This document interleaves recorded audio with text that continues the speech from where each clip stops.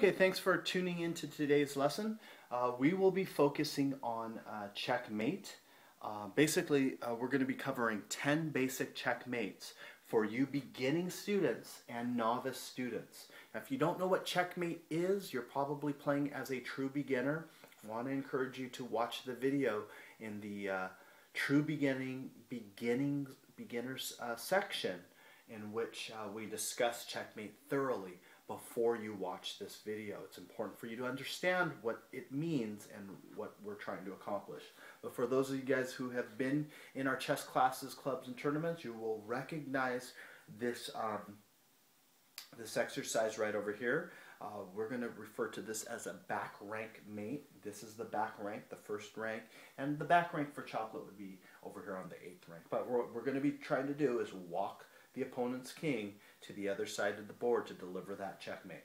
So in this position, chocolate's just going to go ahead and play coordinate B3.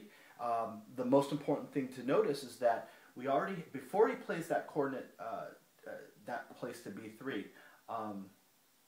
the rook right over here at A4 is attacking all of the squares on the 4th rank. So we know that this king's not going to be able to move to these coordinates, coordinate D4, E4, F4. So he's going to go ahead and move right over here to B3. We can see that that strong rook tactical position is attacking all of those squares along the 3rd rank. I already explained that this king's not going to be able to escape to the 4th rank, nor is he going to be able to move to D3 or F3 along the 3rd rank. He's going to be forced to move to D2. Now, if you're playing as Lemonade, what you're trying to do is move closer to that opponent's rook because you want to capture one, if not both of them, to force a stalemate or a tie game. So it's going to be Chocolate's turn to move. He's going to go ahead and move over here to A2, delivering that check. Notice that we've got Chocolate's rook on B3, attacking all of the squares on the 3rd rank. We also have Chocolate's rook at A2, attacking all the squares on the 2nd rank. This king's going to have to flee to a square. He can run to E1, D1, or C1. Obviously, the best square to move to is C1. Now, we're at a point where a lot of beginning students, true beginning students will do this, but beginning students tend to do this, but they're transitioning out of it until they, and I want to spend a little bit of time talking about it. So, it's Chocolate's turn to move. A lot of true beginners will do this all the time, but beginners will make the mistake of playing that rook to B1 because they'll say check, attacking the king, but again, this rook is way too close to Lemonade's king. There's nobody protecting that rook, and if it were my turn to move as Lemonade, I'd just go ahead and capture that rook. And I want to capture your other rook too to force it into a tie game. So rather than play the B1 to say check, we have to do what we refer to as burning a move. And when we talk about burning a move, we need to swing the rook, which is over here on coordinate B3, clear to the other side of the board, far away from Lemonade's king. Okay, and that's going to keep this rook at a great tactical position, totally safe. Now it's going to be Lemonade's turn to move. He's going to move right over here to B1. Again, we don't want to play the A1 position. If you're playing as Chocolate, don't play that A1 and say check because you're going to lose that rook really fast. Nor do you want to play the B2 position. There's check, but you're going to lose that rook very quickly. Again, we're going to want to burn a move and swing this rook clearly to the other side of the board, but we do not want to block the rook right over here at H3. So instead of moving to H2, we want to swing them over to G2. Okay? If we were to play H2, it's going to block the rook right over here at H3, and they're going to be in the way of each other. So let's swing them over to G2. And now you notice these rooks are able to move more freely. And that's going to be very important because we want these rooks to be able to quickly attack very important squares for mobility so that they can quickly get to the squares to attack, in this case, Lemonade's king. So Lemonade King's going to play C1. Doesn't matter. I mean, he can play A1. Usually at intermediate advanced levels, clearly even when I started this lesson, they probably dropped the king, which means that they already surrendered. They know that this game is over. But he's going to just go ahead and play c1, and this game's going to be over by the rook, Chocolate's rook moving to h1. There's our direct line of attack. We've got that rook attacking all of the squares on the first rank, another rook attacking second rank. There's no way that the king could get out of danger. Now, earlier I had said that this was called a checkmate using major pieces. Our rooks are considered major pieces and queens are considered major pieces. So in this example, it's going to be the same type of example, except we're going to use the queen instead.